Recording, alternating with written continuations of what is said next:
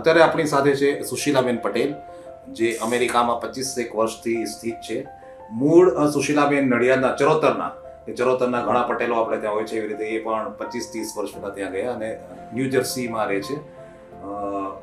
સુશીલાબેને હમણાં જે આપણે ત્યાં શેલ્બીમાં ની રિપ્લેસમેન્ટ કરાવ્યું એક પગમાં. 1-1.5 મહિના પહેલા એમણે એમના બીજા પગનું કરાવ્યું હતું. એની પહેલા એમને અમેરિકામાં ગયા વર્ષે બંને પગમાં એક પછી એકમાં ઘૂંટણ બદલવાનું ઓપરેશન કરાવ્યું હતું અને એમાં અનફોર્ચ્યુનેટલી કમનસીબે એમને પ્રોબ્લેમ હતો, સારું નહોતું થયું, એના માટે આવ્યા હતા.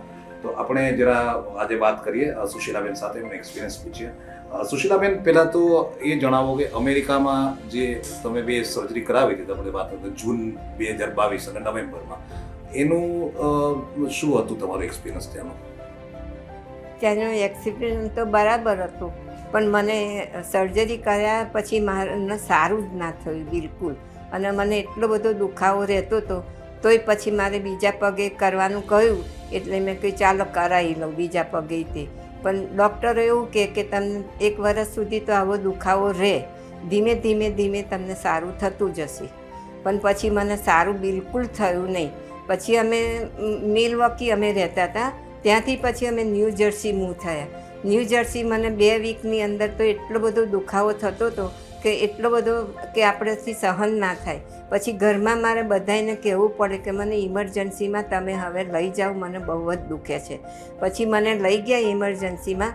ત્યાં આગળ ડૉક્ટરે મારા એક્સરે પાડ્યા, બીજું બધું એ લોકોને જે કંઈ જોવાનું કરવાનું હશે એ બધું જોઈ લીધું. પછી એમને રિપોર્ટ આપ્યો અને પછી અમે મારી વહુએ એમને પૂછ્યું કે તમે આટલો બધો દુખાવો છે તો શું કારણ છે એનું? એટલે એ જ ડૉક્ટરે એવું કહ્યું કે અમે તમને અત્યારે કશું જ ના કહીએ, તમે જ્યાં સર્જરી કરાવી છે ત્યાં પાછા જાઓ. તમને એવું કેમ થયું કે આપણે ઇન્ડિયા જઈને સર્જરી હવે કરાવીએ? તમને કોઈ સજેસ્ટ કર્યું હતું? તમે સાંભળ્યું હતું શેલ્બી વિશે, ડૉક્ટર વિક્રમ શાહ વિશે? કે હા, વિક્રમ શાહ વિશે તો અમે બહુ સાંભળ્યું હતું, કારણ કે અમારા રિલેશનવાળાએ હમણાં વર્ષે નથી થયું, એ લોકોએ ઓપરેશન કરાવ્યું હતું. એ બેનને પણ બે વખત કરવું પડ્યું હતું. એટલે અમને એમ થયું કે ચાલો આવું, એ ડૉક્ટર તો ઘણા બધા સારા છે અને આમેય અમે બહુ સાંભળેલું પહેલાં. એટલે પછી એવું થયું કે આપણે ત્યાં આગળ બતાવીએ. એટલે અહીંયા આગળ અમે બતાવ્યું, પણ ડૉક્ટરે મારે જોયું બધું સારી રીતે. એટલે મને ખબર પડી ગઈ કે ડૉક્ટર બહુ સારા છે. એટલે મને તરત જ એવું થઈ ગયું કે મારી સર્જરી થઈ ગઈ. અને સર્જરી પછીનો તમારો અનુભવ કેવો રહ્યો? અત્યારે પેઇન ઓછું છે એવું તમે કહેતા હતા? સર્જરી પછીનો અનુભવ તો બહુ સરસ છે, કારણ કે હું 4 દિવસમાં ચાલતી થઈ ગઈ. એના જેવું તો એક પણ વસ્તુ નથી. તો સાથે સાથે હું તમને એ પણ જણાવવા માગીશ કે સુશીલાબેનની રિવિઝન સર્જરી કહેવાય, કે જે પહેલાં સર્જરી થઈ હોય એ કોઈ કારણસર ફેલ રહી હોય, અથવા તો બહુ જ પહેલાં સર્જરી હતી 20-25 વર્ષ પહેલાં, અને પછી ઇમ્પ્લાન્ટ બદલવાની ફરી જરૂર પડે. સુશીલાબેનના કેસમાં એવું હતું કે પહેલાં જે સર્જરી થઈ હતી એમની, બંને સર્જરીનું રિઝલ્ટ પ્રોપર હતું નહીં, એમને પેઇન હતું. અને રિવિઝન સર્જરી ચેલેન્જિંગ હોય છે પ્રાઇમરી, કે જે પહેલાં સર્જરી હોય એના કરતાં, કારણ કે પહેલેથી ઇમ્પ્લાન્ટ લગાવેલા હોય, પહેલાં સર્જરીના જે બધું હોય એ બધું કાઢવું પડે અને ફરીથી એને સુધારીને કરવું પડે. અને બધી હોસ્પિટલમાં આ વસ્તુ શક્ય નથી, કારણ કે એક્સપર્ટ ડૉક્ટર્સ જોઈએ, ડૉક્ટર્સ ટ્રેન જોઈએ, ડૉક્ટર્સના એક્સપિરિયન્સ જોઈએ, ડૉક્ટર્સ એવા જોઈએ કે જેમણે રિવિઝન સર્જરી કરી હોય ઘણી પહેલાં. શિલ્પીમાં ડૉક્ટર વિક્રમ શાહ અને એમની ટીમે ઘણી બધી રિવિઝન સર્જરી કરી છે. ભારતભરમાંથી લોકો આવે છે કે એમના શહેરમાં કર્યું હોય, બરાબર રિઝલ્ટ ના મળ્યું હોય. બહારથી પણ આવે છે, આપણા ઇન્ડિયન્સ આવે, ગુજરાતી આવે, બહારના લોકો બી આવે, આફ્રિકાથી બી આવે, અમેરિકા બધી આવે, કે જેમનું રિઝલ્ટ સારું ના આવ્યું હોય.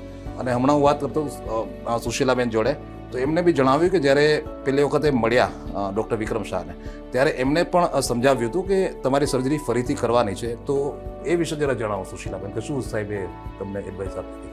હા, ડૉક્ટરે મને કહ્યું કે તમારી સેકન્ડ સર્જરી છે એટલે થોડી હાર્ડ હોય થોડીક, પણ તમને અમે ફરી સર્જરી કરીએ, ચીરો કરીએ, અંદરથી બધું ક્લીન કરીએ, ઇમ્પ્લાન્ટ કાઢીએ, પછી બધું અંદર સાફ કરી ફરી પાછી અમે અમારી સર્જરી કરીએ.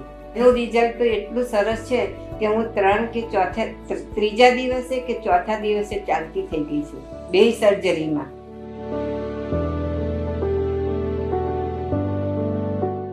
અને અહીંયાના સ્ટાફની સર્વિસ તો બહુ જ ફાઇન છે, કારણ કે વારંવાર બધા આવતા છે અને બધું પૂછે અને મને જે કરવાનું છે એ લોકો બધું સારી રીતે કરે છે.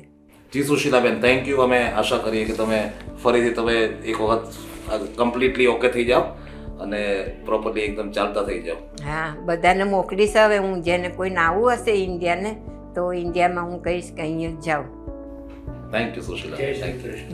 જય